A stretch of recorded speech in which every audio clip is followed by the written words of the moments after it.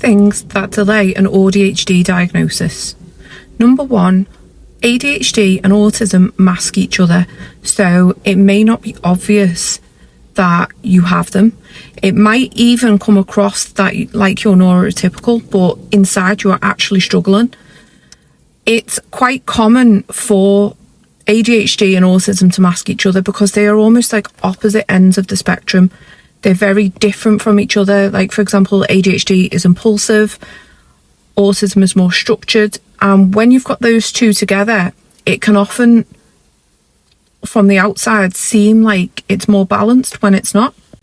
Number two is the fear of what other people will say and worrying about other people's opinions.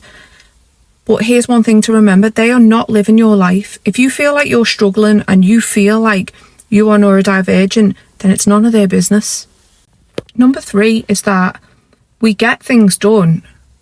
So we might even convince ourselves that we are coping well, but we're actually burnt out at the same time.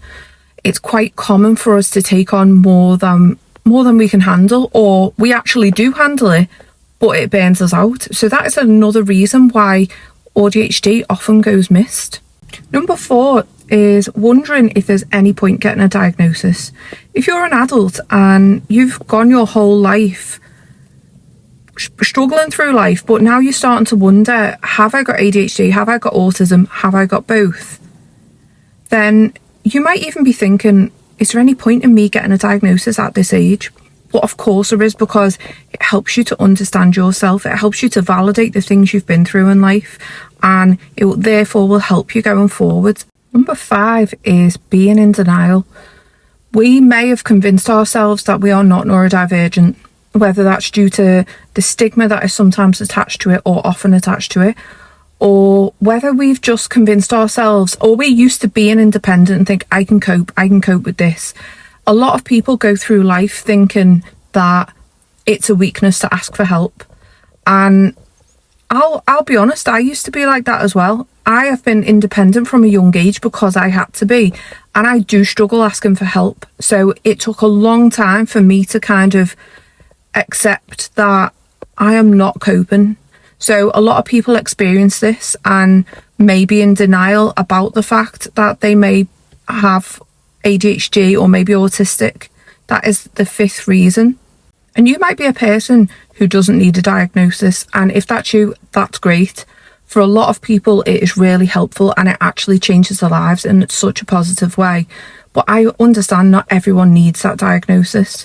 But if you're starting to wonder if you could have both ADHD and autism, it might be worth making notes. And if you feel like you might want to pursue a diagnosis, making notes of the traits you experience and how it affects your life, because that could help you to decide how you progress with it.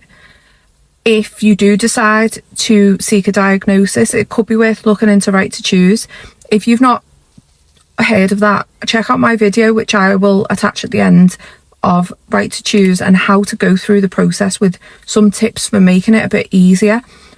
But it was really helpful for me and both of my daughters when getting our diagnosis.